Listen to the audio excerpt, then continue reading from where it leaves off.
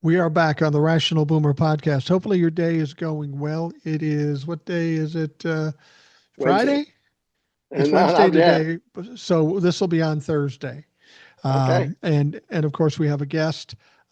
Tony from South Carolina is with us. He's an elder statesman, not unlike myself or Ed. Just turned 70, so congratulations for that and happy birthday. Tony was rearing and ready to get back on the air talking about some of the shit that's going down. And frankly, there's a lot of bullshit going down. Wouldn't you agree, Tony? Oh, it's crazy. Let me say, show my shirt. My granddaughters Pops. gave this to Pops. That's me. Turned 70 last Friday. I was telling Mike that I run a lightsaber school in Aiken. And last Friday for my birthday, we had a party and then we fought with like foam weapons, shields, and swords. And my 25-year-old Army son was there. And I whooped his ass. We fought twice during the night. And I recorded it and sent it to his girlfriend and put it out in the various places. So yeah, 70 doesn't mean the end of life. Lots going on. I come on every few weeks. I follow every day. I stay up on Blue Sky as much as possible, and it's going to be an interesting conversation tonight. You bring up Blue Sky a lot, and I'm on there, and I've always just put on a link to my YouTube because it only accepted 1 minute videos. I just found out today that they accept 3 minute videos, and since That's most of my right. videos are under 3 minutes, I'm going to be able to load them up directly. So I'm looking forward to that. Yeah, it's I mean it's it's a clone of X, but better. Very rarely do I get a MAGA person. I'm up to just about 28,000 followers now, Wow. and so it's moving along pretty good. I take a lot of video, I take a lot of news things, anything that's worthy, and post it for discussion. And probably the most popular things that we post are anything to do with Trump being ill or sick or having a bad time. Those always get multiple reposts and stuff like that. So, yeah, Blue Sky, if you're into debate and discussions and stuff, it's a pretty good source of having a give and take. It serves its own purpose, but it's something that it's not for everybody. Well, you were talking about the memes and stuff that you post, and we're going to go into the whole Epstein thing. But you brought something up before we went on that caught my eye too, and I talked a little bit about on TikTok. Some of the physical problems that Donald Trump seems to be happening. First of all, you're seeing the bruising on his hands, and then they took a shot of his feet, and he's literally got cankles now. They're huge. His ankles are huge. And to me, having relatives that were older, I know my grandfather had bruising on his hands. That a lot of time comes from blood thinner, That's right. uh, That's right. Coumadin or something like that. And the Yeah. ankles could be something like edema or something like that, something my father had before he died. Um, Donald's got some physical issues, in spite of what he Yeah. might want to tell us. Yeah, I mean, the common consensus is that he's having some heart issues, and my wife is on blood thinner. So Coumadin is an older type of blood thinner. There's newer versions of it. So I'm sure he's on blood thinners. I mean, you if you watch him, he's on his feet quite a bit. He's here, he's there, he's everywhere. He's trying to just win the media wars, and that because that is his ticket to success. But yeah, there's something wrong with him. The bruising is a little worrying, but to be honest, as much as we all want it, I don't think he's going to bite the dust tomorrow. And if he does, well, I'm going to break out my best bottle of bourbon and have some toasts on behalf of that ground shaking event. But I don't think it. But he's looking rough. His face is looking rough. He's looking old. He's covering a lot of it with makeup. I'm sure he's got doctors with him 24/7 or whenever he's out and about. But listen, we all have our fingers crossed. We generally teach our children not to wish bad on someone, but this guy has been destructive since he get into politics, and he's solely responsible for thousands upon thousands of people dying, and he's been solely responsible for millions of people's lives being impacted in a negative way. So, just like any other evil person in the world, if he bites the dust, that's fine with most of us. Yeah, I think that would be fine. As long as he's been painting his face orange with that fake tan stuff. The way it's going now, it looks like he's going to also need some wood filler and a primer before he puts that Oh orange on yeah, because he looks a little nicked up. he is. His face is pockmarked. It looks like if you catch a good side view, his hair seems to be thinning out even more. Yeah. The comb thing is. I mean, he's looking horrible. I mean, in comparison, Biden looks like fresh as a daisy, and Biden was certainly, elderly by the time he left office. The office ages you, no matter what. He still gets probably calls in the middle of the night. He's constantly has to be in the center of decision making. The job is stressful. You saw what Obama came in pretty young and left with a ton of gray hair. So this old bastard, no matter, and I haven't heard about him playing golf recently. I've heard about him going to this event and that other event. I haven't heard about him being on the golf course. No, I haven't either. And maybe he's not able.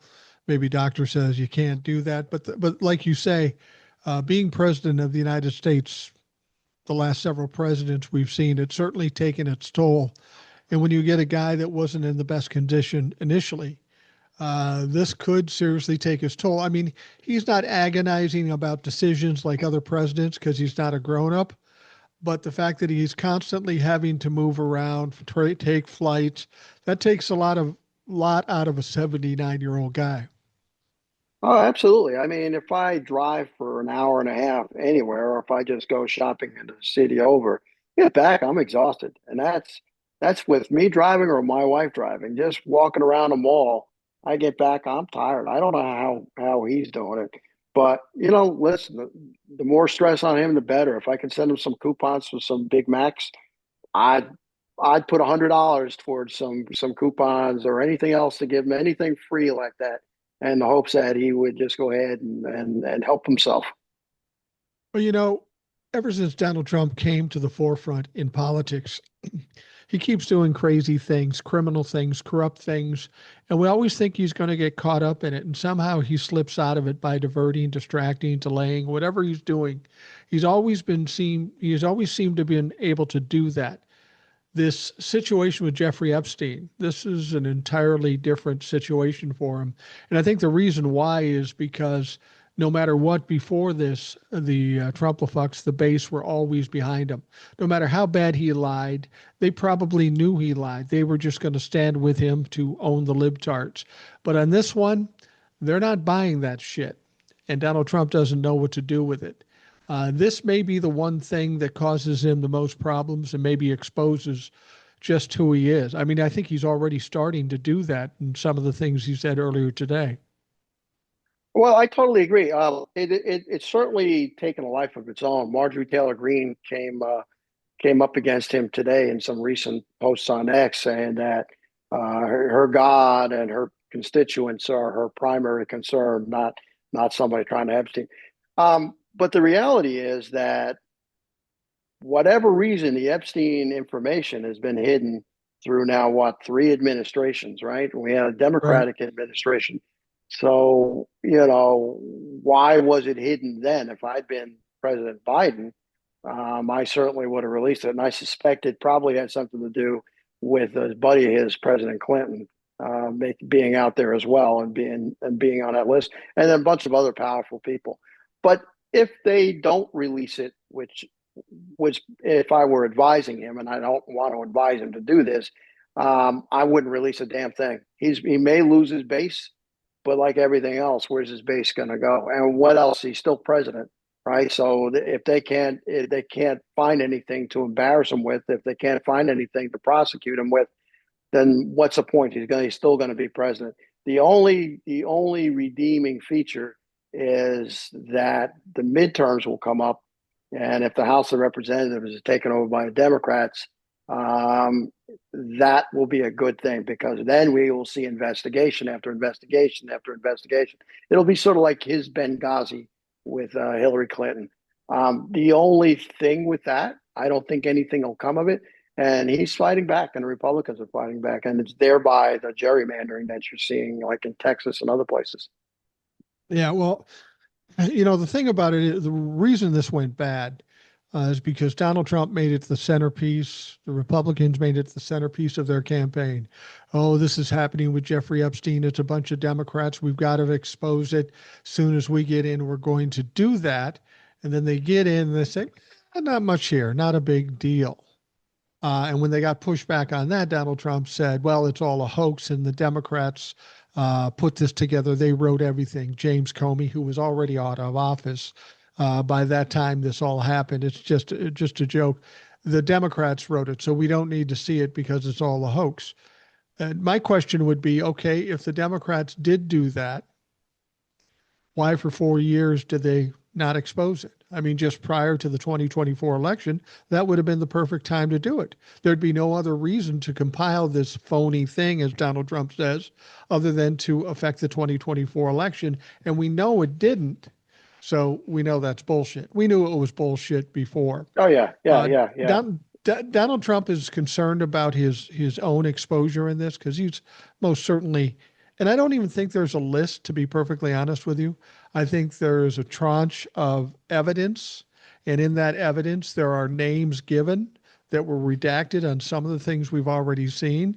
You don't have to provide a list. All you have to do is re- to unredact those documents and send them out. Now, what a lot of people are saying is, well, we can't release them because there's a lot of names in there. We don't know if they're guilty, and we can't expose them if they haven't been adjudicated through these accusations. And I said, that's fair enough. But why is there no investigations on these accusations? Why has nothing been done? Why is there no trials going on? Maybe we need to start the trials, and maybe even better yet, we don't need the files if we just start believing women when they say they've been attacked by somebody. I mean, Donald Trump's been accused 26 times of sexual assault, and all of them are lying, apparently. When do we start believing women where we don't have to see the documents because it's just going to be their testimony anyway? Let's hear from the women. There's Well, nothing isn't that stopping something? them from going into the media. Isn't it something that the only person that's been prosecuted is Ghislaine Maxwell, Yeah, a woman, right? And the fact is, I think it's his biographer that spoke to Epstein. I think his name is Michael Wolff. Saw pictures of Trump with naked teenagers. There's evidence out there. I think it's more than just a tranche of depositions and witness statements and things like that. I think there are some pictures. I think there are some videos. The only person who knows for sure are the people holding the evidence and Jelaine.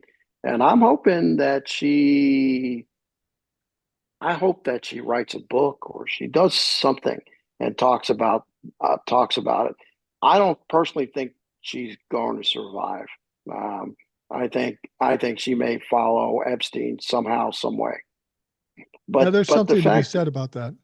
Yeah, I mean, it hasn't been done yet because, look awful suspicious and look what's happening. I think what people don't realize is MAGA is not a one size fits all. MAGA is broken down into various sections. So you've got your MAGA that are what were standard Republicans and have now been brought into MAGA because they're afraid of being primary or some other kind of thing, or they're sticking by the party. Then there are your tech bro MAGAs that are in it for themselves. Then there are your wealthy MAGA who are Christian nationalists. But the people driving this whole Epstein are your QAnon MAGAs. And I guess Right. that was a lot bigger than people thought, that the QAnon people were a significant portion of the MAGA movement. They're the ones who drove a lot of the energy that has now been picked up by the Christian Nationalism Project 2024. So those are the folks that they were in it for Epstein, the Epstein files, period. They weren't necessarily in it for just backing. They want the conspiracies. They want the deep state brought out into the open. That's a crazy bunch of sons of bitches in that whole group. And so not releasing information on Epstein has brought them out of the woodwork in big numbers.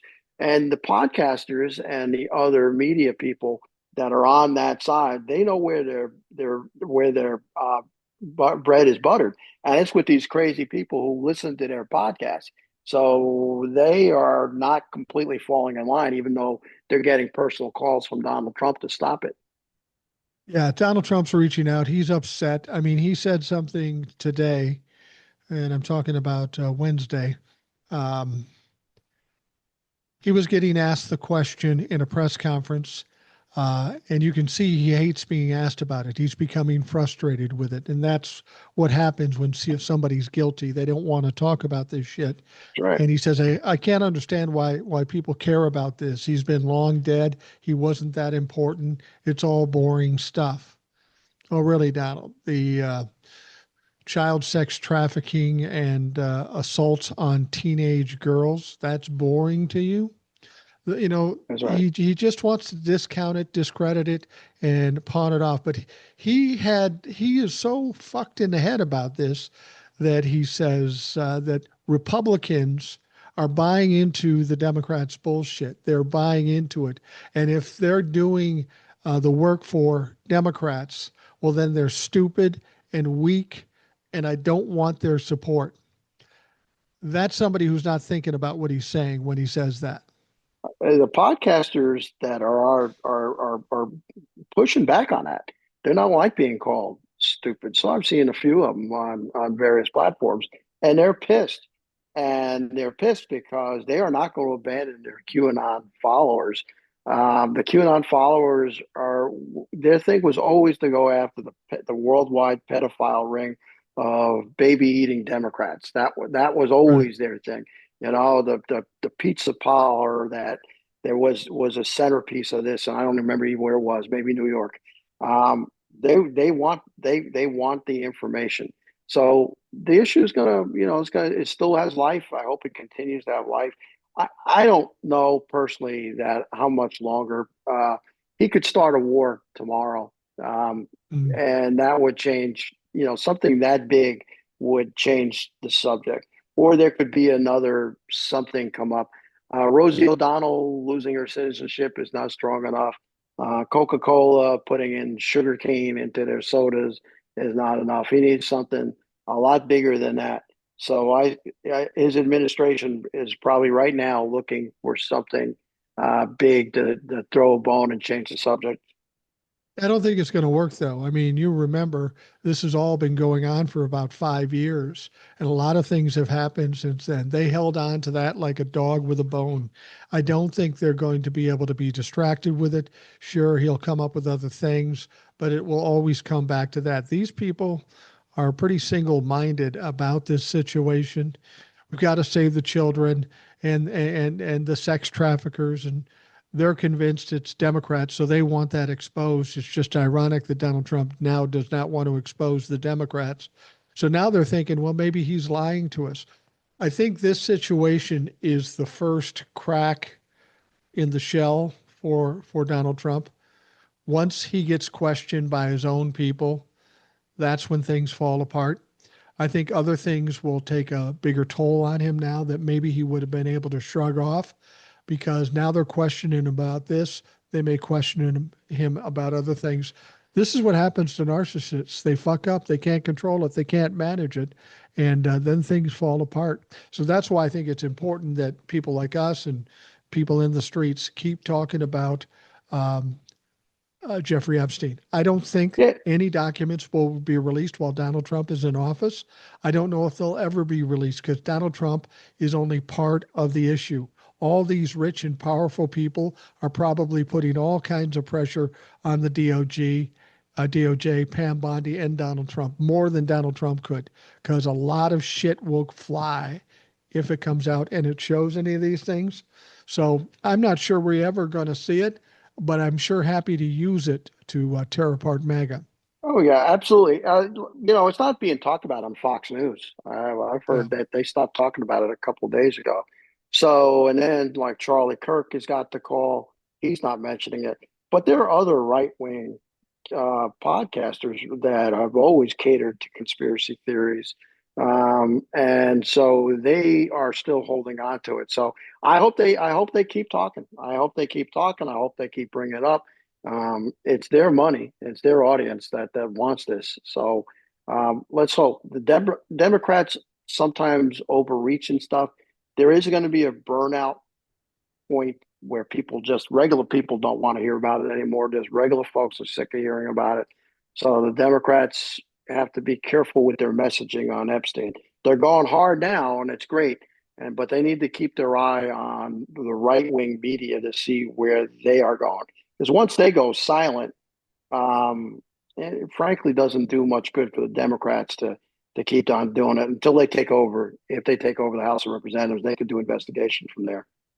If you're talking about Fox News not talking about it anymore, I think that may change because you said their audience is the ones that want to hear this. And if they refrain from talking about it, they'll go someplace else to hear what they want to hear. Charlie Kirk was going hard about Jeffrey Epstein and Donald Trump for a long time. Then Donald Trump calls him and says, "Listen, man, you got to cool out." So then he comes back on and he says, I've said all I can say about this Jeffrey Epstein thing. I'm done with that now. We'll go on to other things. Next day, he comes on and he says, "A lot of people are mad at me because I've said I'm done talking about Jeffrey Epstein. I meant for yesterday only. We're talking about it again." So, what I'm saying is their audience is going to kind of dictate what they do. And if they want to keep that audience, they're going to have to feed them. Right. The QAnon crowd is not necessarily the Fox audience.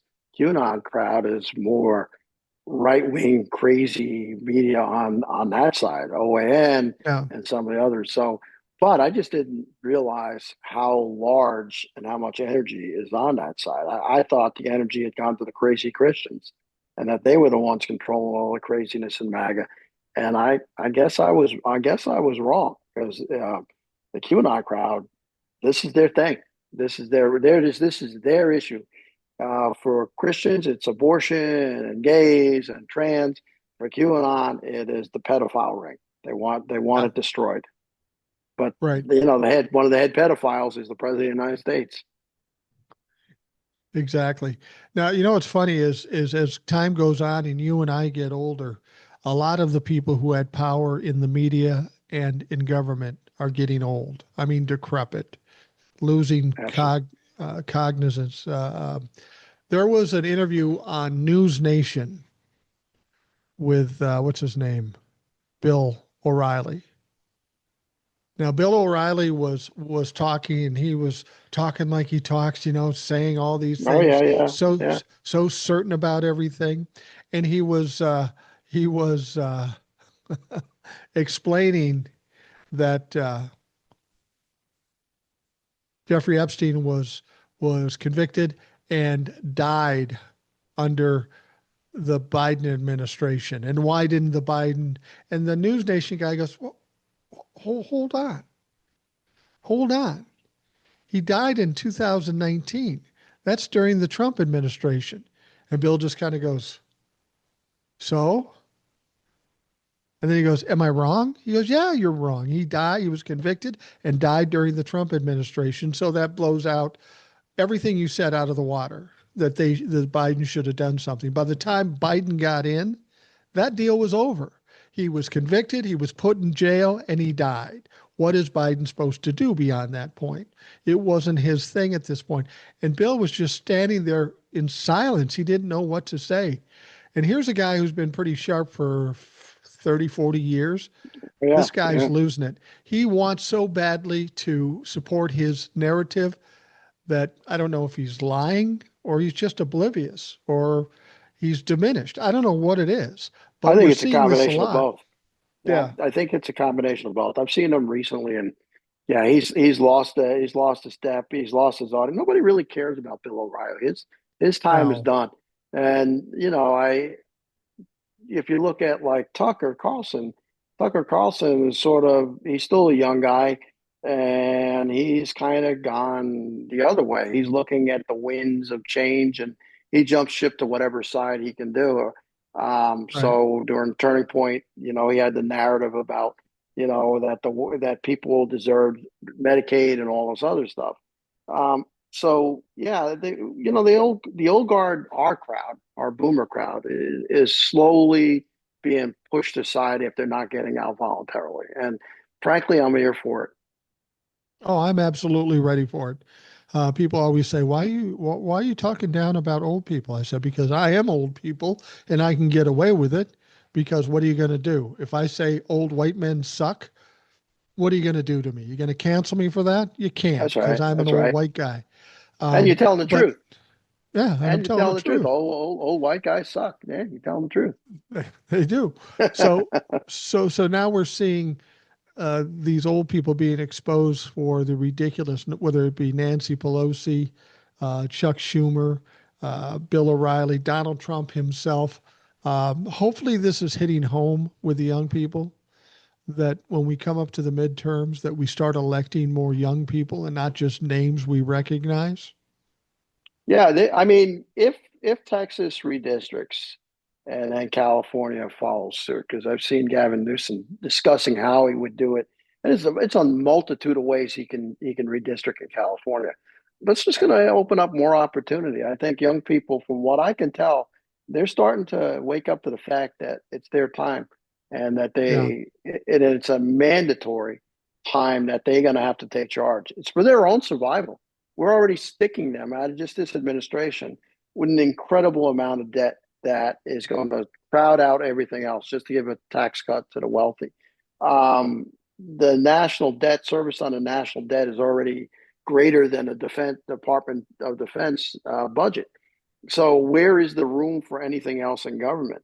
The next whoever it is, if it's a Democrat in the office, I don't know how he repairs everything, but I do know he's going to need energetic, sharp, politically astute young people to kind of give the message out that they're doing a good job.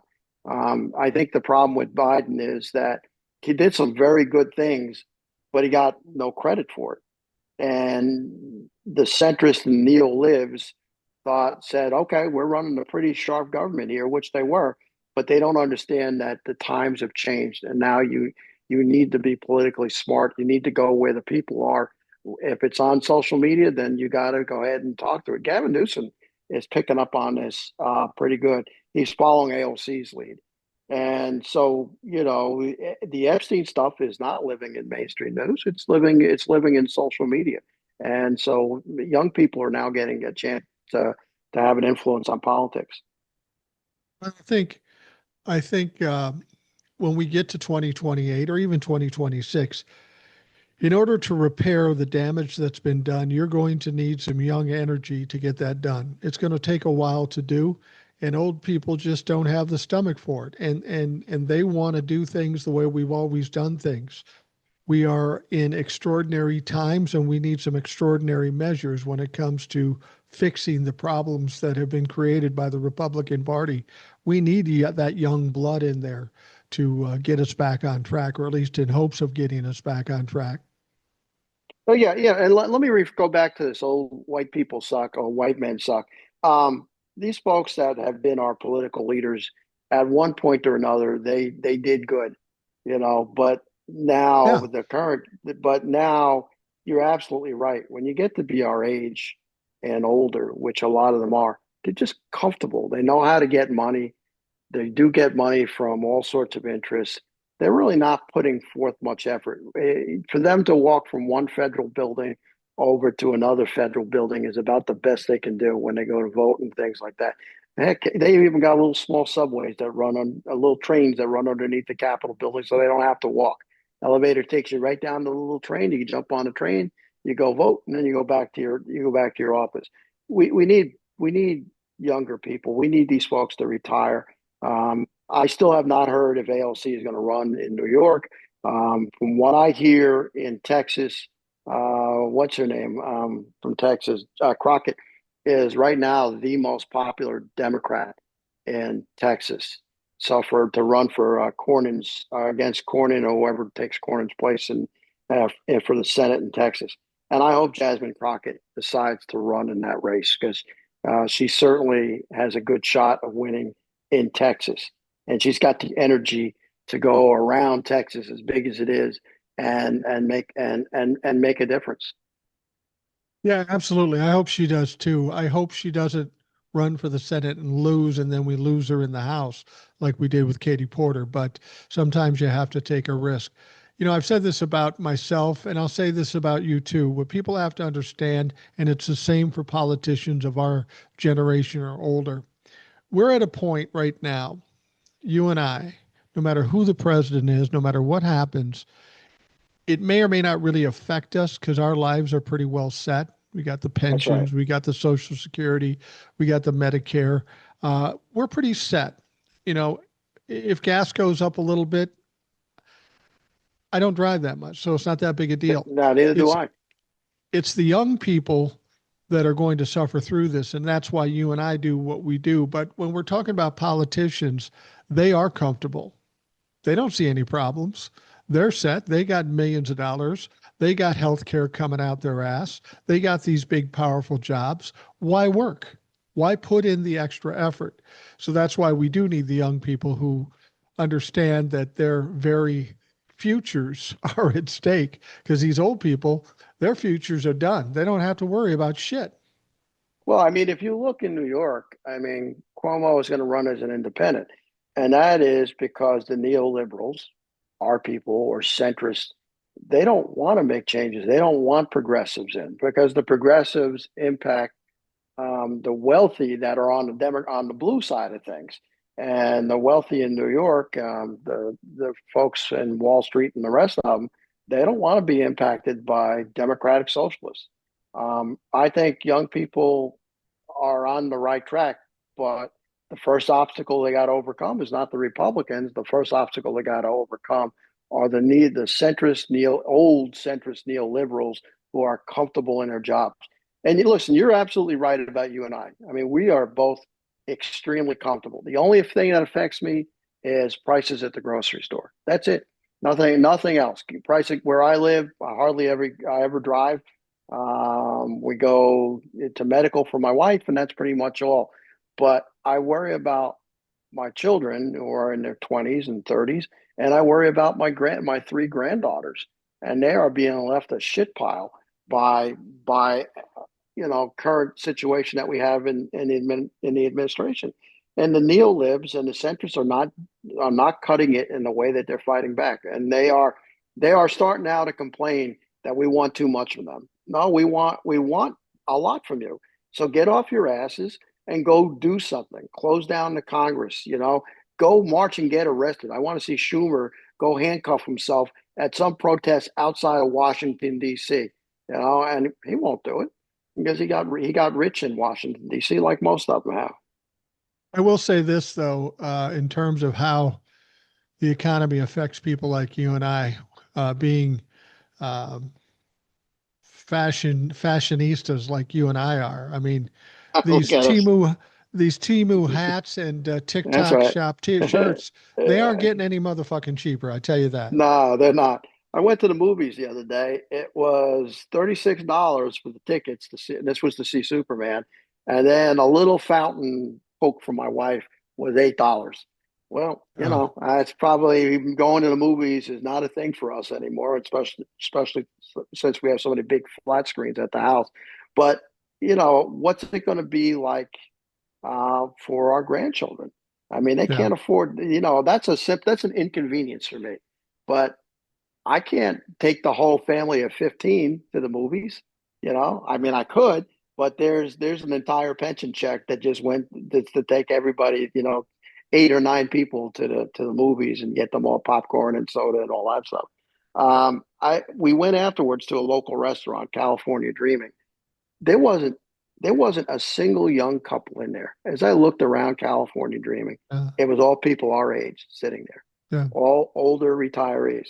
A couple of weeks ago, we were in Olive Garden, and it was probably 5:36, and I think it was a weekend. Same thing. Looked all around, no young people, nobody below the age of 40 in Olive Garden. So, the country, I mean, that's an inconvenience, but that's a kind of a sign of where the country is. We've diminished as a country. We're no longer a place where you can reach your dreams. Right. We put people on the moon. We can't do that anymore. We just cut NASA. We used to be able to fund all sorts of programs, and I went to college for nothing because of the federal government and the state of New Jersey. I mean, back in the day, and now my son is getting ready to go out of the army, and he's going to have to look real hard at how he goes to college and how he approaches the funding. And he Right. doesn't want to be in a ton of debt. And now I'm in South Carolina. So, we're no longer that country anymore. I see a lot more things on social media about good countries to live in, and the United States is not on that list. Portugal would be, a great place to go live. Spain, I mean, it's amazing. Ecuador, Panama, of all places, are places where boomers are going to live. Costa Rica, I think parts of Italy, southern Italy, are on that list, and the United States is not on there. And it's just under this administration, it's gotten so much worse. If you want to see old people at a restaurant do what my wife and I do, go at 4 or 4:30 when all the old people are getting a late dinner at 4 or 4:30. Yeah, Um, and still I on the think, lunch menu. well, yeah. And then I have to decide, how hungry am I? Am I hungry to get a full meal, or do I get the over 55 meal, which is about half of that? And I have to really think about it because I can't eat as much as I once did, but I feel like I'm just going to be hungry later. So it's tough. It's tough to be old and make those kind of decisions. But you make a good point about young people not being able to do the things they need to do. Rent an apartment, buy cars. These are all important things, not only for them, but to continue the economy moving in the right direction. And I think that's what the Democrats got to do, and something they haven't done. Don't tell us about how bad Donald Trump is. I'm here for that. I'll do that. Tell us what the problem is and what you're going to do about the problem. Tell these young people how you're going to fix it, and if they believe you, then they will vote for you. But you've got to come up with a reasonable plan of attack to make their lives better, because they're the ones that are going to be controlling things. In 2028, the majority of the voters are going to be millennials and Gen Zs. You better be talking to them or you're fucked. Well, and you have to talk to them in a way that they can understand. One thing about Donald Trump, though he lied, I'm going to bring down your price of eggs. I am Right. going to make it so that you can buy a house. I am going to get rid of all the bad guys in the country. Simple, short, sweet. And Republicans are good at that. And the Democrats come up, and Kamala was one of those. I am going to have a opportunity economy. What the hell does that mean? Yeah. So where is the training for for Democrats running for office so that they can talk to people in simple, smart ways that they understand? It's the Republicans who are taking away your health care, not a long, drawn out things about the big, beautiful bill. And inside this bill is this and that. They are taking away your Medicaid. They're not doing it now, but in 1 year, they are taking away your Medicaid. Real simple messages that connect with people. We Democrats just can't seem to, to be able to just espouse what they believe in a way that is believable. It's that simple. The theory on that. We always say Democrats can't message. They don't do messaging well. And that is true. And you're saying, how do we train people to give the right message? I think it's as simple as getting the old people out of the way and the young people. The young people know how to talk to one another. You Yeah, look at that yeah, guy in New York, whether you like him or not, he knows how to talk to those people. You see he some of does. the other people like Maxwell Frost, he knows how to talk to his people. The issue isn't that we can't message properly. We got the wrong people trying to send the fucking message. If I've got somebody that's 80 years old and trying to tell a 30-year-old how he's going to help him, they ain't buying that shit. I mean, honestly, if I sit and tell my kids something, they're going to give me that dog confused look, tilted head. They aren't listening to me because I don't speak their language. We need people speaking their language more than the messaging, because the messaging will be there if they're talking on the same level. That's why it's so important to have the young people in there, because they can talk to each other. I can't talk to a 20-year-old or a 21-year-old and expect them to listen to me because I'm from a different fucking world. Well, that's the advantage I think I have over you. I was a teacher for years, so I still teach teens, so I know how to talk to them and approach them. It's not that particularly hard, and you're doing yourself an injustice. You are when you speak, you keep it simple. You don't go off into tangents. You do know how to speak to teenagers. I think your kids fully understand now whether they agree with you because you tell them to fucking do this and do that, that's a whole different thing. But Bernie knows how to talk to people. How old is he? Well, Is he that's true. 110? He's 110. He, You know, I think he's he knows how to 110 do this year. Well, I should say there are some exceptions to this. There are some older people that can talk, but in the same vein, you tell me any millennials listening to Chuck Grassley, or even Schumer No, for that matter. no, They, no, it's like no, no. it's like watching PBS and watching an old British comedy from the 50s. They don't laugh at that because it's not on their level. It's not what No. they're doing. Now you and I can maybe talk to teenagers, but we're fucking geniuses. Not everybody has that capability. Not everybody's as sharp and as articulate as we are. Certainly not in Congress. Well, let's not forget good looking too. Let's throw that in there. If we're gonna Well, go down this road, we might as well gonna take every bit of credit we can.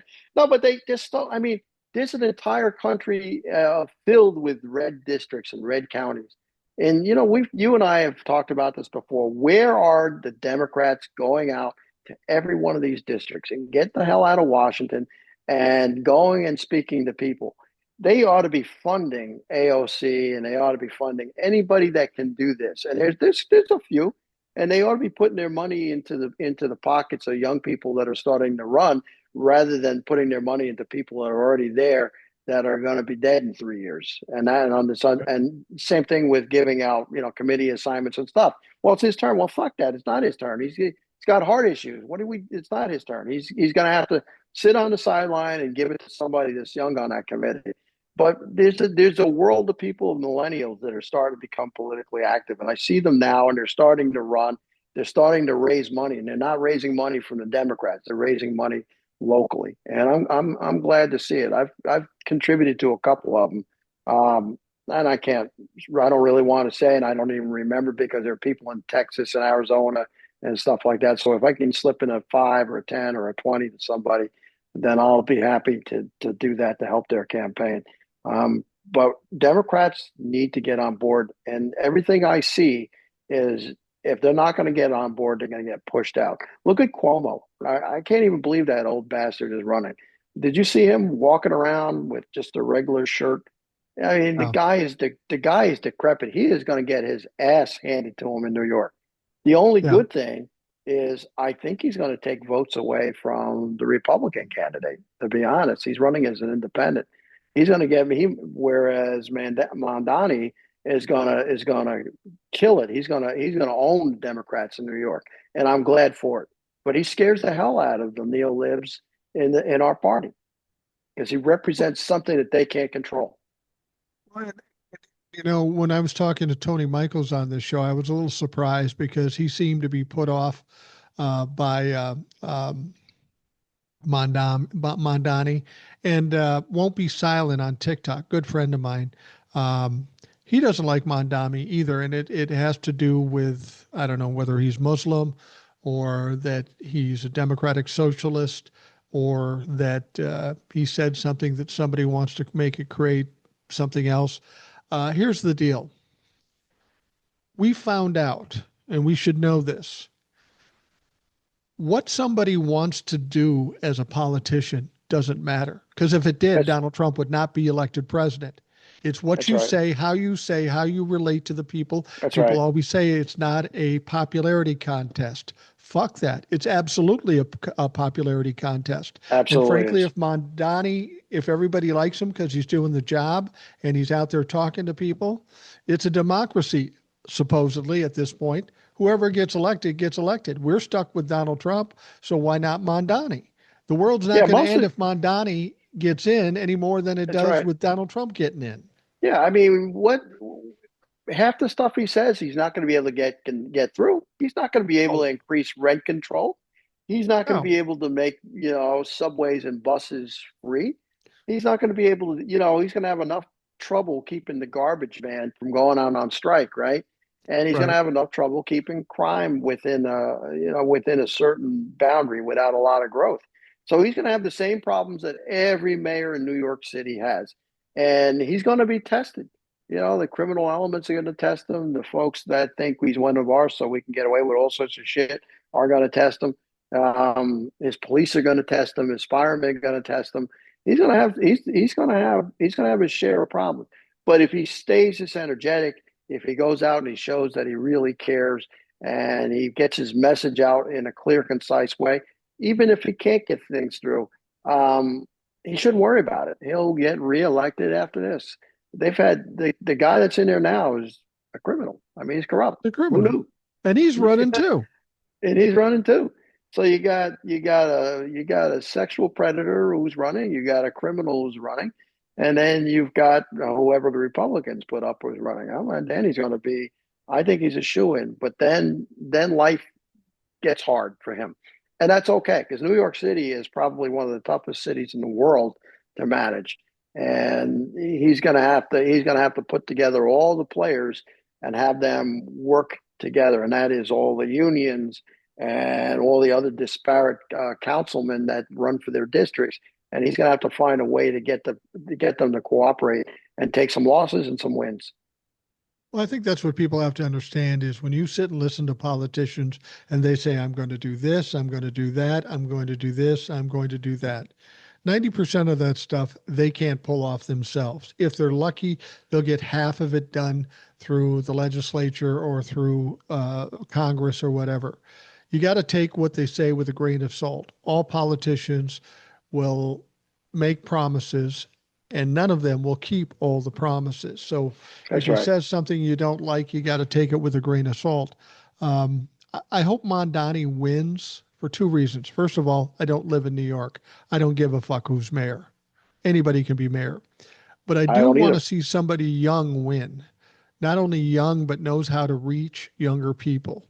That hopefully will be a signal to the Democrats of what they fucking need to do. I mean, they're That's going to right. need to figure it out before 2026 too. That's right. I'm But with you on that one. I'm voting for anybody who's young. That's just it. Yeah, Because they deserve a right to determine their destiny. I shouldn't determine that. I mean, we've got people overturning Roe v. Wade that can't even have kids anymore. How does that fucking make sense? that's right. That's right. That's right. No, I listen. I agree. What was your second reason for him? You said you had two. Because he's young. Oh, okay. And You said what was the first one that was is, the first one was because he's young. You want him to win because he's well, young, and I think the well, second yeah. one was you want young people to start running for politics. Well, the second thing was really that the reason I want him to win is because he scares so many people. He There it scares the is. There it Republicans is. and There it he is. scares the Democrats. They That's deserve to right. be scared. You know, they're scared because he's a Democratic socialist. Well, so is Bernie. You know what? That's right. Democrats should be democratic socialist because all they're asking for is to put money back into the middle classes, what should have been done. Democrats have That's right. already played the thing. We're for the people, but they don't give it back to the people. They take and pocket money too.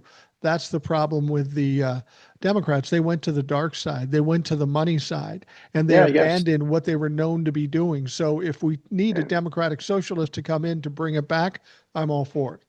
Yeah, I mean, neoliberalism is the status quo. It's the market solves all problems, and that's where the older Democrats are.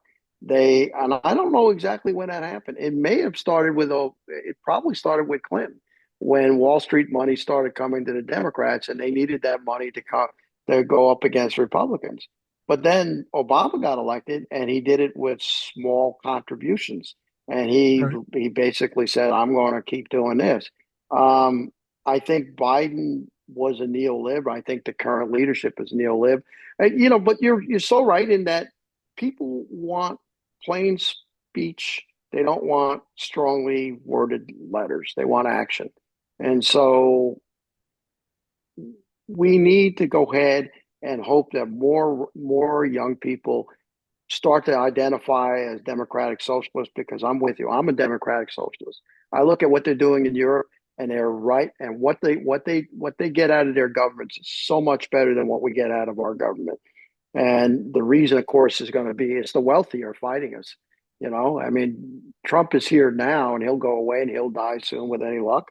But then we still got the wealthy that are opposing the rest of us. So we need that. We need to identify ourselves properly and fight for those values. I don't know what Elon Musk is doing with his party. Do you? I have no idea what they stand for. I'd be surprised if that party even happens. He's like Donald Trump. He says a lot of things and doesn't always follow through with it. I mean, he's been promising autonomous cars coming in 2 weeks for the last 10 years. So he Yeah, says a yeah. lot of shit. He's just saying things like Donald Trump says things in order to try to intimidate. Oh no, he's going to do that. We better bend and cry. I don't know that he'll even come up with it. And if it does, I don't think it'll matter much. I think if it affects anybody, it'll affect the Republicans. And frankly, the Republicans are becoming so divided, it'll become easier for the Democrats. I think what young people and the Democrats need to do in this country is exactly what Obama did. He talked about change, something different. And when I say something different, certainly different from Donald Trump, but different from what we had with the Democrats too. I've got a theory in my life. If I do something over a couple of times and it fails, I just do something fucking different. It doesn't matter what I do different. Try something else and hopefully that will work. And if it doesn't, then try something else. But I think we can honestly say with the election on November 5th and the way things went in the Biden last 2 years, it's not working. The first two No, years were I good. We need North something different. Carolina, We need a change. we're losing out. North Carolina is a purple state. Right now, independents in North Carolina or non-aligned voters outnumber both the Republicans and the Democrats. And then Republicans are the number two as far as in quantity, and then Democrats are number three. And so this is going across the country. The Democratic Party is unpopular. Yeah. And it's surprising. It is absolutely surprising that the Republicans are more popular, even now, with under Donald Trump and MAGA, than Democrats. So obviously something is completely fucked up. Now these are based on polls, because even if a pollster came to me and asked me about Democrats, I wouldn't they wouldn't fare very well under any poll I took. And so um, the Democrats are failing across the board, and I'm not. And the salvation is exactly what you said. It's young people starting to run. You can run as an independent, I guess, in some places. I Yeah. don't know. There aren't that many independents in Congress, though. And I don't know that there are that many independents in state houses either. There's a few in office. There's Bernie, of course, and there's this other guy, an older guy. God, I can't remember. Angus What's his name King or from? something. It came from Maine. Yeah. Yeah, Angus King. Yeah, so there are some out there, and maybe when this is all said and done, and Republicans implode and Democrats have its issue, I wonder sometimes that after this is all done and the mess and the shit show and the shit pile is steaming, that we don't see a lot of changes in our government altogether.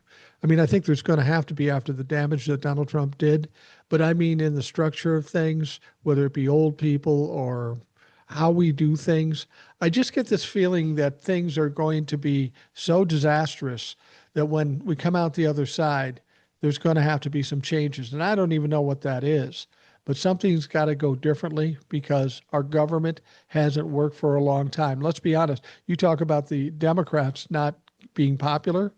Congress in general hasn't been popular for 30 or 40 years. That's So right. people That's don't right. have a lot of confidence. They want something different.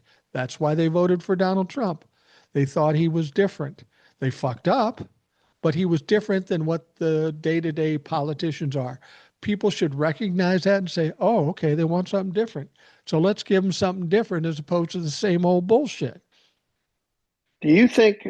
Do you think uh, that regular Republicans, anybody that identifies as a Republican, MAGA or non-MAGA, Do you think they're seeing the same things we see and feeling the same way? Are they abandoning Donald Trump? Like a lot of people lost their jobs. ICE Yeah. is raiding people in ways that are horrific, right? It's just a bunch of guys show up in masks and armed to the teeth and tackle a 100-pound girl and throw her in a van. Do you think that information is reaching them and it's changing minds over there? Because I really that's I have some friends that are MAGA. They haven't changed their minds about Trump. They think he's doing a great job. Well, I think nobody changes their mind until they get bit in the ass. But I think some Republicans are recognizing what's going on, and I'll give you an example. They voted for this big, beautiful bill. Josh Hawley, before the bill, said, I'm not voting for it. That's terrible. We can't take away Medicaid from people. Then, when the bill came up, he voted for it. You know what Josh Hawley's doing right now? He's running around trying to introduce something that to exclude bills, the Medicaid and the closing of hospitals. Well, the fucker voted for it. But you Yeah, see a lot of Republicans running around going, "Oh, we got to change something with that." But you voted for it, it's too late. It's a so law. that It's so too they late. know though. They know They know. Yeah, they're trying to fix it individually. Lisa they're not. Murkowski's reputation is ruined. I don't think they're trying to fix it. I think they're trying to give the perception that they're trying to Yes, fix it. yes, and that's what exactly what I meant. Yes, they're trying to give the perception, but that's not Well, going to I work. tried to fix it. No, but you signed it, bitch. Yeah, I don't think so. Like I said, Murkowski and Collins, and seem to trade off who's going to vote for the worst thing. That way, both of them don't go down. And this time was Murkowski's to take the bill and Collins to try to salvage her career up in Maine. But I don't know if they're going to be haunted by it completely because a lot of the Medicaid cuts don't happen until after the midterms. And unfortunately, the people in this country, particularly on that side, on the red side, are stupid. They're just plain stupid. And it's Yeah. like they don't pay attention to things until it actually happens to them. And this is not going to happen to them until after 26. And so at that point, they'll go to get their Medicaid and it'll be too fucking late. But the election where they could have made a change in 26 will have been over. I mean, what a genius thing for them to do, for the Republicans to do. Make the worst part of the bill not come up till 26. That's why I'm counting on the tariffs to continue to raise inflation. The inflation numbers came out, inflation went up.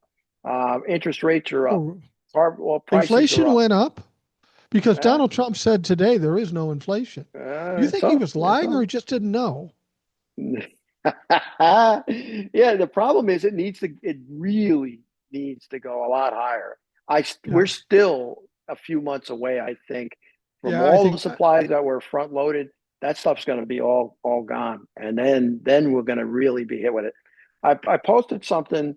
There's a guy who runs a lightsaber league here. There's like two or three lightsaber leagues, and he's trying to grow some programs over in South America. So he needs to buy equipment, and he needs to buy equipment from China to send to people in, I think, Chile and a couple other places that want to start their own schools and leagues and things like that.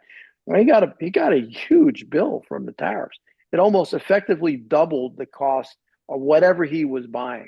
And it's just a small example of stuff that is going to start happening and needs to happen quicker so that Americans feel pain. well, I think it's timing out as the case with Donald Trump. He will fuck it up every time. But I'm hearing that the tariffs and all the fucking with the economy that Donald Trump has done is going to impact like September, October, which means I hope, Christmas is going to be a fucking mess. And that's I going to hope be a so. problem for people who are consumers, and it's going to be a problem for retailers too. And then people will really start to feel the sting. I hope so. I hope people can only find $2 out there. I mean, Yeah. I mean, I don't want to root against our country, but until the country suffers enough pain, I think you and I will weather everything fine. We don't buy dolls, but we're going Well, to have to well, help our well, well, families. well, well, well. My granddaughter said I was talking to her about this, and she said, "Grandpa, I want $5.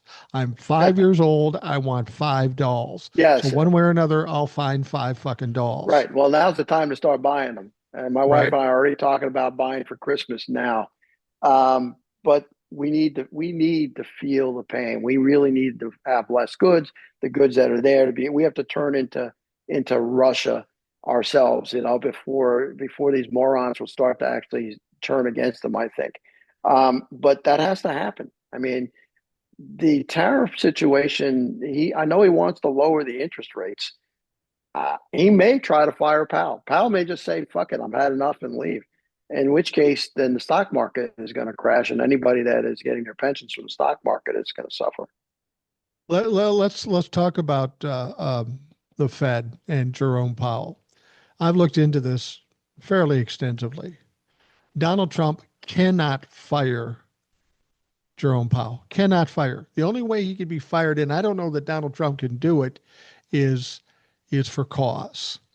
Now that would explain why Donald Trump is bringing up all this money being spent on upgrading the Fed. It's a lot of money. It is a lot of money, and Donald Trump's trying to say he spent it inappropriately, and he's looking for a cause to push him out.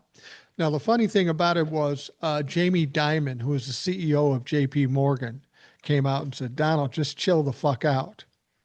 You get rid of him, it's going to fuck up the market. It's going to cause all kinds of problems. Just you talking about it is making things unstable. So when Donald Trump was talked about it today, I said, "Are you going to fire uh, uh, the Fed Chairman Jerome Powell, even though he can't?"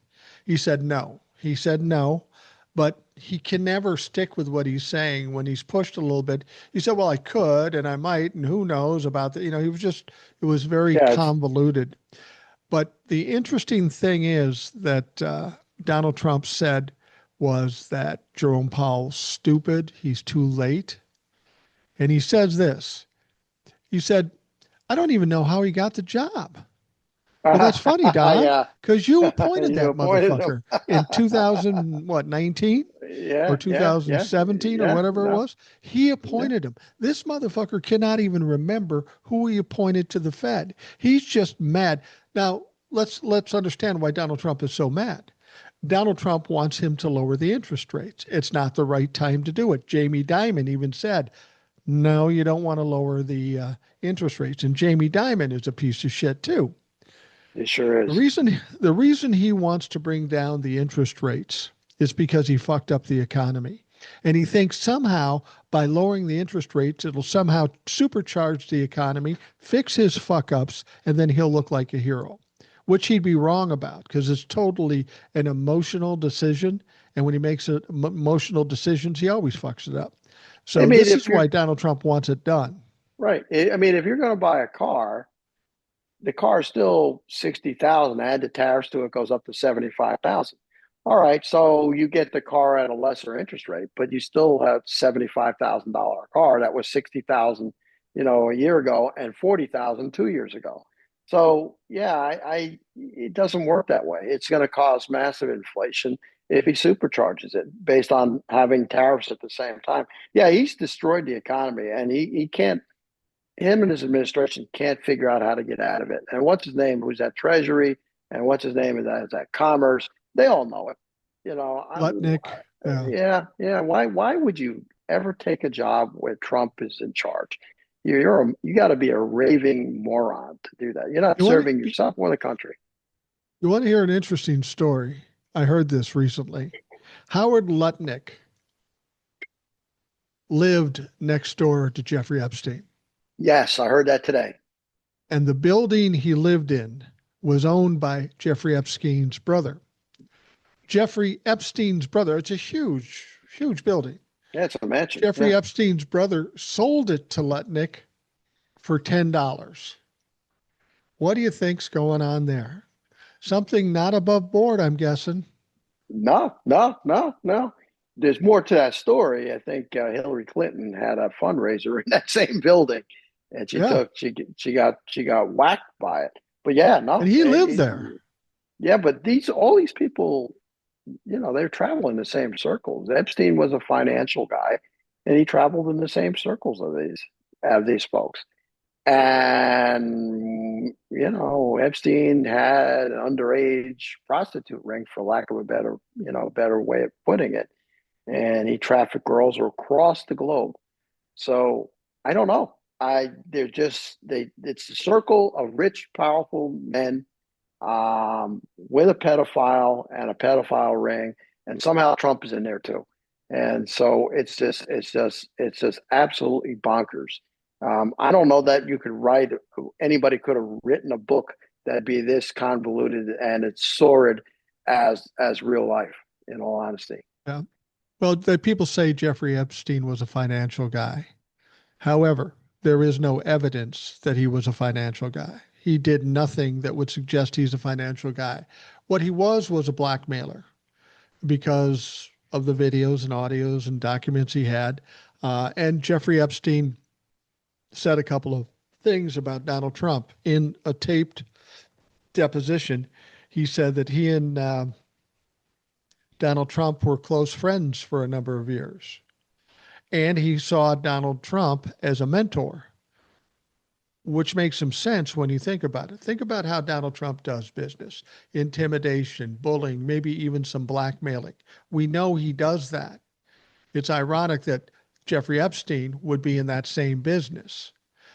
Here's what I'm suggesting. Not only Donald Trump may have been part and parcel to some of the abuse of these young girls, Donald Trump doesn't get involved with anything where somebody's making a lot of money where he doesn't get a taste. If he's the mentor to Jeffrey Epstein, he's going to want to cut. I don't know how that comes about, but Donald Trump, he wants a piece of everything.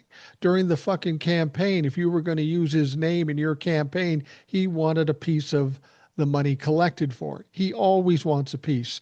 So, what we'll find if we ever see what's going on with Jeffrey Epstein is far and away bigger than him just being with underage girls. He had some financial interest.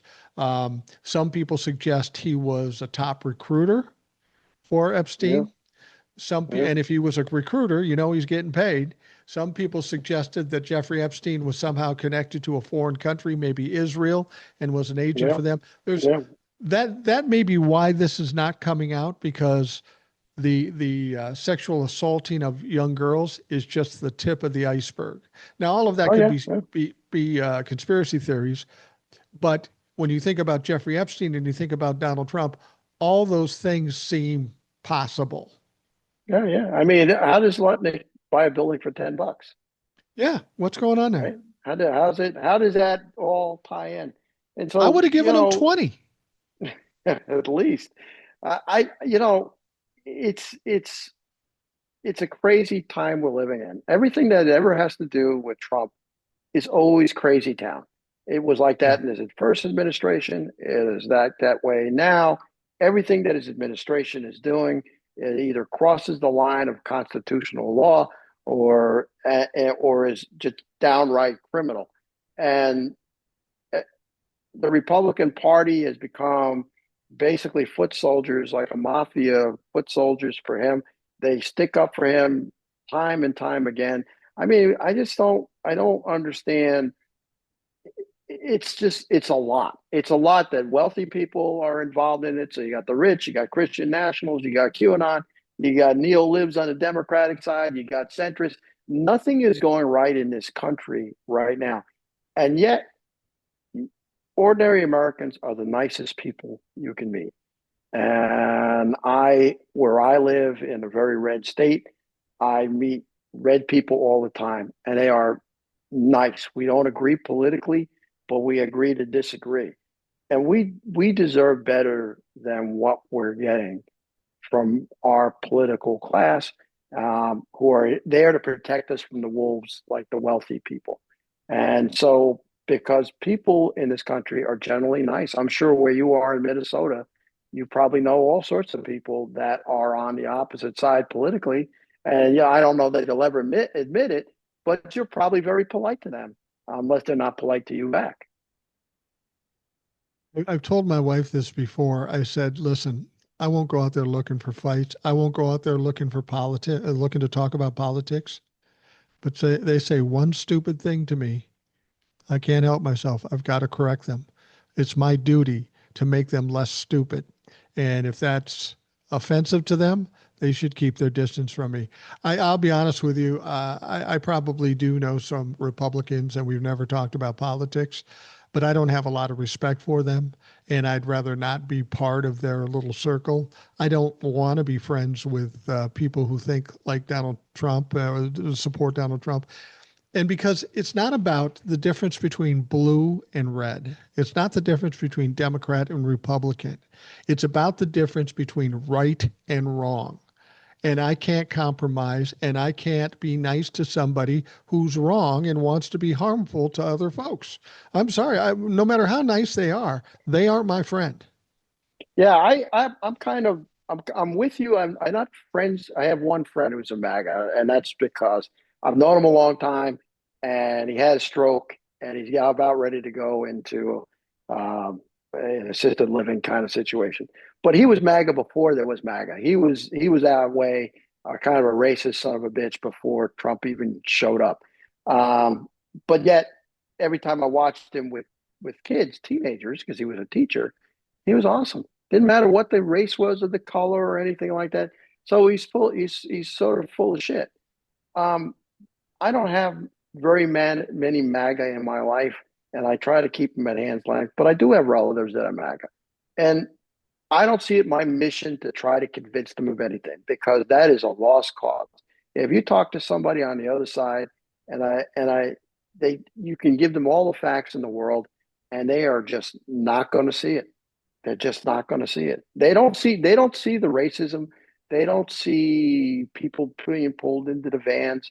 They're low information. They're not particularly bright. And I might as well just talk politics with my dachshund because for all the good it Yeah. does talking to these people. So, I say hello, goodbye, polite, and then I continue on my way. But I see them doing good works too. So yes, they're stupid. They put the country with their votes in danger, and yet at the same time they're helping in charities, and they're doing things for shelters and things like that. So I kind of pick and choose who I am going to cut out of my life, or even just have a debate with. And if I feel that they're MAGA, it's not worth my breath, my time, my effort, my energy to sit here and try to change their minds because it's an impossible task to do it. Oh, you It can't just do it. it's not going to happen. It can't be done. So I just wish them a lot of luck. Um, I am wishing, you've heard me say it here, that I'm wishing for a lot of pain in this country because maybe it gets them to change their votes next time. Instead of doing anything with a Donald Trump affiliated candidate, maybe they won't vote for a Democrat anyway. So maybe they vote for a lesser of two evils type Republican. I'm almost, if they go back to the old style Republicans like a George Bush or someone like that, it's still in my mind a bad thing, but it's better than what we have right now. Uh, Bingo. because Trump is not just destroying the country; he's stolen the soul of the country. Yeah. Since his arrival and on that elevator, it wasn't just that he divided us. He's divided us in a way that we're at the point of hatred between the two sides. He's Yeah. taken the soul of what made this country great, and his second go around, he's completed what he did in his first. And it's not just him; it's everybody that surrounds him. It's all of Yeah. those people around him that are just frickly, evil. They're going to people like Stephen Miller and everybody that's associated with people like him. They're going to need security for the rest of their lives. Um, Stephen Miller is going to need security when he's 65 years old and he's our age because of the damage that they're doing and the bitter hatred towards those guys. Their lives are going to be in jeopardy uh, for forever. He's never going to be able to go to a restaurant in Washington D.C. once this administration is over. He's going to have to, wherever he lives, he's going to have to stay there, and he's going to have to go in disguises to restaurants because he's killed and hurt and injured and wounded and helped destroy the soul of this nation. So I'm looking, that's what Trump has done. But Trump is not the only one. It's the Bondis and everybody else behind him, the Stephen Millers, everybody else. I have two friends that are Trump humpers. I grew up with them. One of them was my best friend. And early on in Donald Trump's first term, I was sitting with him and we were talking about Donald Trump. And he obviously was a fan. At that point, it wasn't quite as adversarial, but he was talking about the tax break that that Donald Trump made. And I said, well, it doesn't really affect the young, the middle class people. And he looked at me and he says, look, he owns a company. And he says, I get involved in the payroll in my company and I see the people that are making 50, $60,000 a year saving a lot of money. And I go, how much money? Said like five, $600. I said, a year? He goes, no, every month. I go, these motherfuckers aren't even paying that a month. You're lying to me. You're saying anything because you think I'm stupid enough to believe it just to sell your fucking story. And we talked further and it was fine. It was no big deal. But at that moment, I decided he lives probably 3 miles away from me. I haven't talked to him since. I haven't gotten an argument with him. I haven't debated anything with him, and I could because I know him that well. But the reason I chose not to talk to him is because I have my whole childhood, my whole teenage years and college years. I have a lot of memories, hanging out with him. I don't want to destroy them. And if I sit and argue with him about the Republican Party, I will absolutely hate him and I will destroy all of those memories. So I'd rather have the memories and not talk to him because I don't know where that's going to go. I have another guy who ends up, I grew up with him. He was in my wedding. Um, he was always that one guy that was kind of the goofy dipshit that got picked on all the Oh time, yeah, but he was yeah, part of the yeah, group, yeah, sure, yeah. Well, he's still that guy. And and he's my age, and he retired, and he wanted to see if Cindy, my wife, could help him get a job at the airline, which she did. She knows him too. I know him, and I have no problem with him, but I know he's a Trump humper, and I never say anything to it about him on those times. I see he'll call the house now, and he'll talk to Cindy about the work. He won't call me because every time he's around me, he's always looking sideways at me because he knows that he's not very smart and that if he does get into a debate with me, it's not going to go well. So he's just trying to avoid the situation altogether. And I think that's probably the only intelligent thing he's ever done in his fucking life because he's a goof. Yeah, I mean, I have, similar story. I went to a cousin, his wife passed away, and I went to the funeral. And we were riding around, and he was one of my favorite cousins. And he told me he voted for Trump. And so I couldn't believe it. He's Latino, he's Puerto Rican. And Yeah. I said, "Did you know?" And then, 10 different things about Trump. And I could see he wasn't getting through. I love this guy. But in all honesty, I lost a ton of respect for him. I feel Right. like he betrayed this country and he betrayed, the Puerto Rican nationality and everybody there. Because this is the guy that went to Puerto Rico and was throwing paper towels at the population after the hurricane Right. that went on through Maria. Um, and I can't even pick up the phone and call him. And this is what I mean about Trump. He's destroyed the soul of the nation so that we can't we can't go back to the way we were. We don't have dreams. We're cutting off relatives. And so, even when he passes away, I don't think that's enough to change the country back to where it was, even in the 80s or the 60s or the 70s. There were a lot of problems in the 60s and 70s and 80s, and there was a lot of divisiveness, and there was a lot of racism, and there was a lot of issues. I almost think it's worse now. I think I feel something has been taken away from us. I think the divisiveness is much more substantial now. I mean, there was a time when Republicans and Democrats would argue. You'd even argue with them in the family get-togethers, Thanksgiving and such, and you'd say, "Well, he's just a Republican," and you'd say, "Just a Democrat." But it's gone deeper than that. It's now very adversarial. It's to the level of hate, and the reason it's at the levels of hate is because what I said before. We're not fighting red and blue. We're fighting right and wrong. what Donald Trump is doing is so damaging to this country and the people in this country.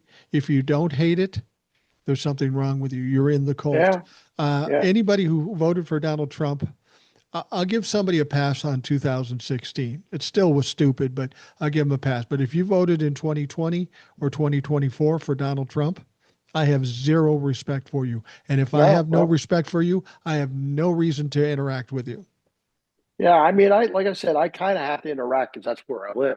You have to I interact with understand. people, No, I get it. but I'm trying not to hate. Now, that doesn't mean I don't hate. There are people worth hating.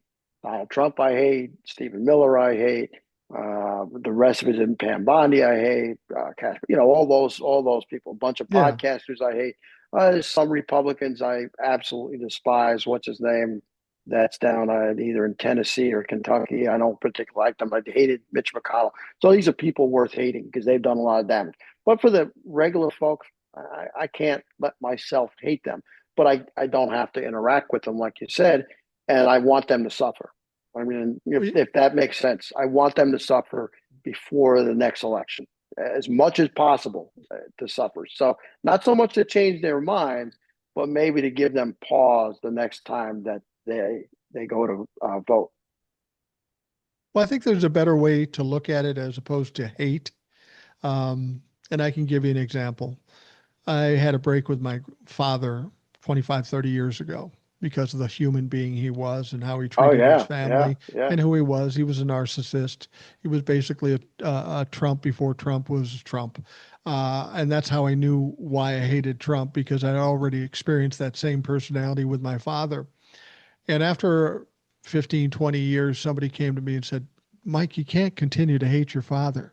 You can't let him die hating your father because you'll suffer after the fact. And I said, I don't even hate my father right now.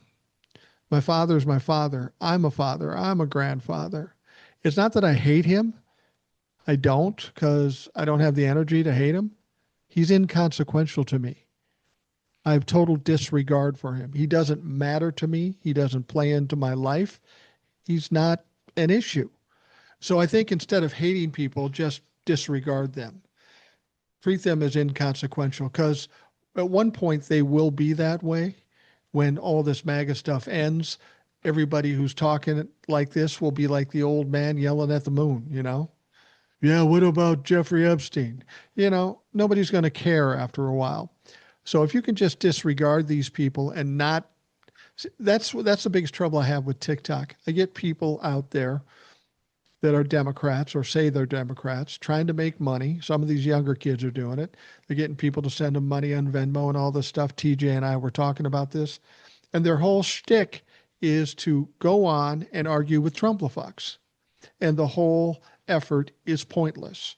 Nobody, nobody gains anything from that except the guy collecting the money because people love to see the shit show.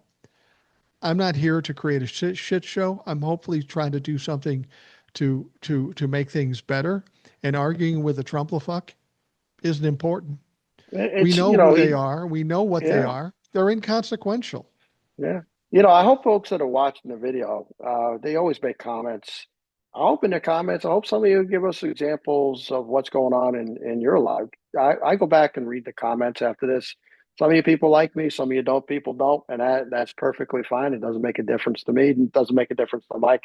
But I'm interested in your stories as you talk because I'm amassing a lot of information about where we all are, whether the bitterness is insurmountable or whether we're better than the people on the other side.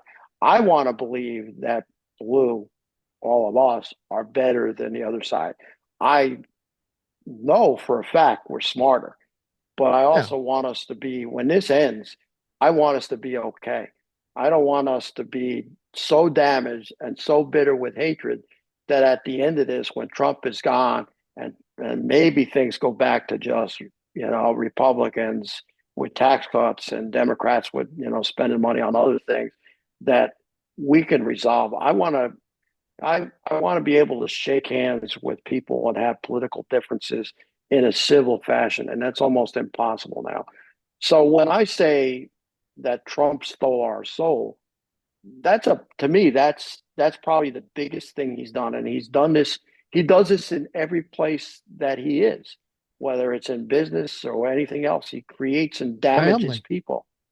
Yeah. He has completely taken apart and damaged the Republican Party and every member of the Republican Party. I don't know, frankly, I don't know how they can look themselves in the eyes, to be honest.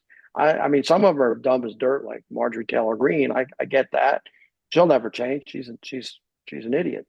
But how does just some standard Republican be able to take it in a party? I guess some of them are starting to retire, but they're just going to be replaced with other MAGA morons. So, but I think Yeah. when this is all said and done, I want the hatred to kind of go away because the intensity is ratcheted up pretty high right now, and it's a spark waiting to happen, and that's what Trump wants. He wants that spark to happen so that he can end elections possibly. Some people say, well, when this is all said and done, we've got to forgive them and bring them in.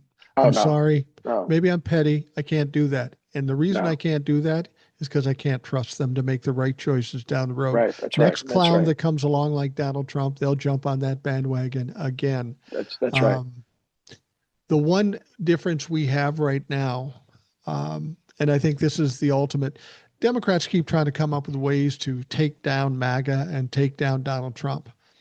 And they haven't been too successful at it. And I don't think they ever will. The only way something with a narcissist in this kind of cult of personality comes down is from within when they start attacking each other. And we're seeing that with Jeffrey Epstein to a certain extent. We're seeing that a little bit with the tariffs and all that stuff. As much as what the Democrats want to do, it's going to be the Republicans taking down the Republicans That's right. ultimately. And I'm happy to see that it looks like we may be on that track right now.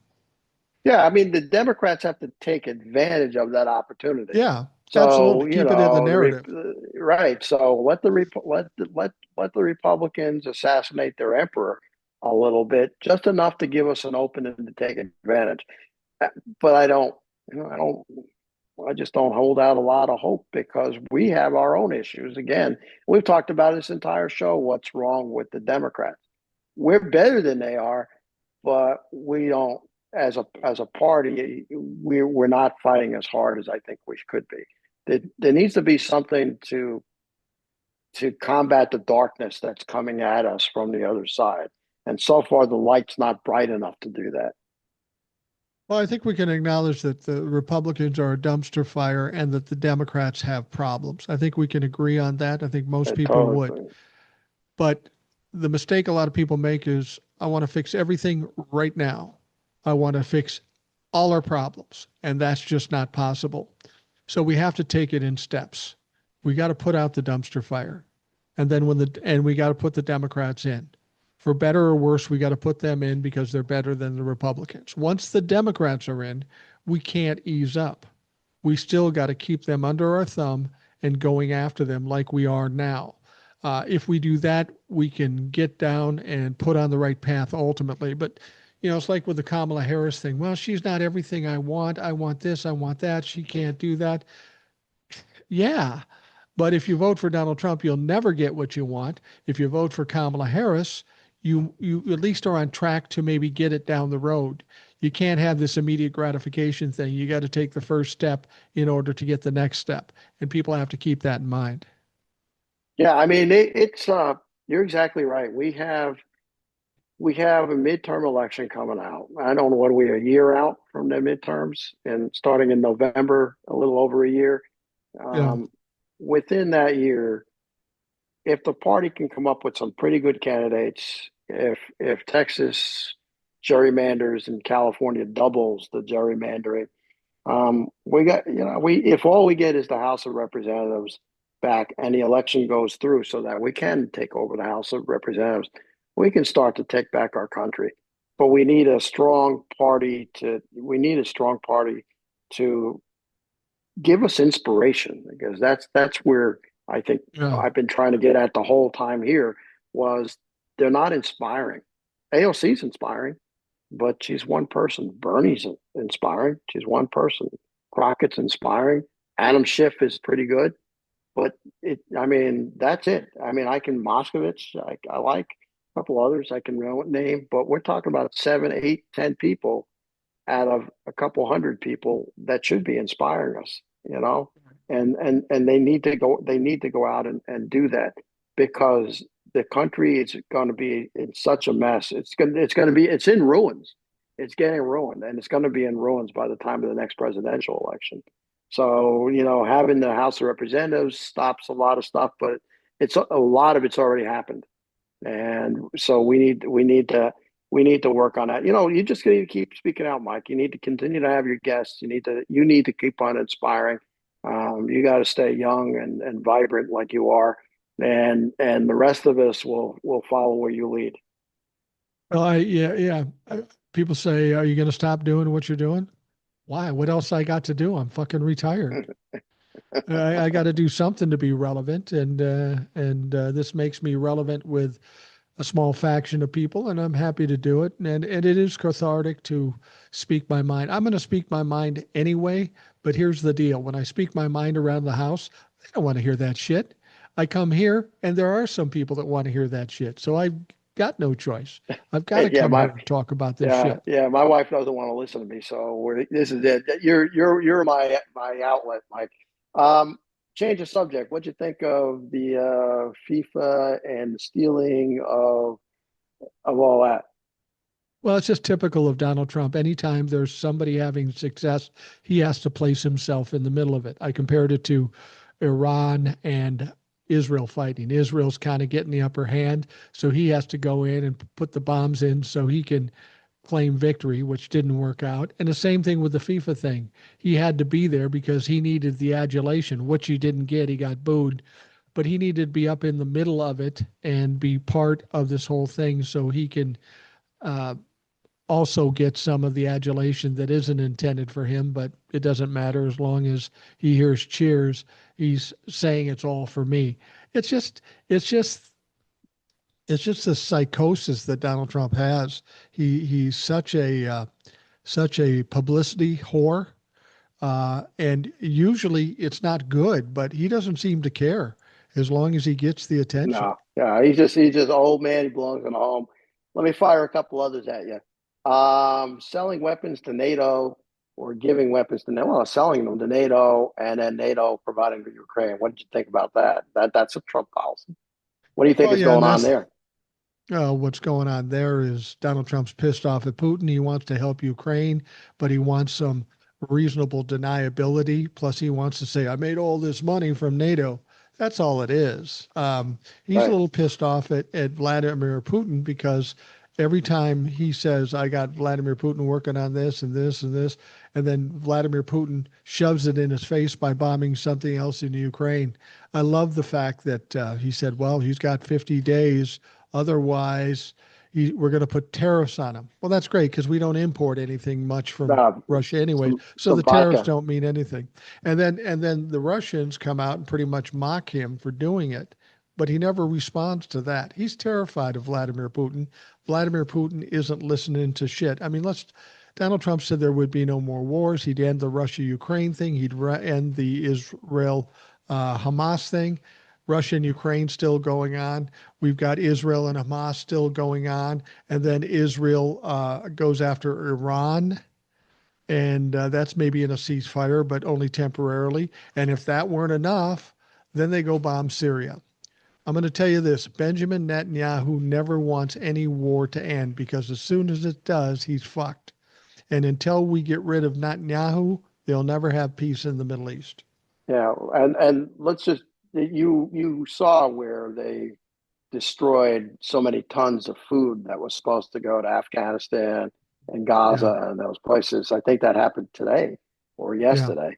Yeah, that was an absolute shame. They're talking about giving Tomahawk missiles to Ukraine. Tomahawk missiles, for those that don't know, are an extremely long range missile. Um, in my time, the missile could be fired at go to one airfield, drop some bomblets, go to another airfield, drop some bomblets, then drive itself through a third floor window and then blow up. So it's been an amazing weapon. So it's capable of hitting Moscow from Ukraine, I think. Um, So what if Ukraine takes a Tomahawk missile and strikes the Kremlin? What would you think would happen then with Russia? Oh, then there'd be threats of nuclear war and all this shit. Well, you got to understand how Donald Trump's thinking. He talked to Volodymyr Zelensky and said, "Can you hit Russia or Moscow?" And he basically said, "Yeah, if you give us the fucking materials to do it, the missiles to do it." And Donald Trump is frustrated with Vladimir Putin because he keeps going to him and he wants to be the arbiter of peace between these two countries. And Vladimir Putin's doing what he does. He's just playing Donald Trump. He's mocking him. For a He's fool, making him look right? like a fool. So now Donald Trump is thinking, well, if I give these missiles to Ukraine and I talk about it, maybe Vladimir Putin will get afraid and then back down. Or if I give them the missiles and they bomb Moscow, then maybe he'll give up and do what I want him to do. This is all about trying to intimidate Vladimir Putin, which is absolutely silly. Donald Trump trying to intimidate Vladimir Putin. That's a joke. Vladimir Putin's laughing about it, mocking him. This is just how Donald Trump does things. I'm going to threaten you, and you better cave. Otherwise, all hell's going to break loose.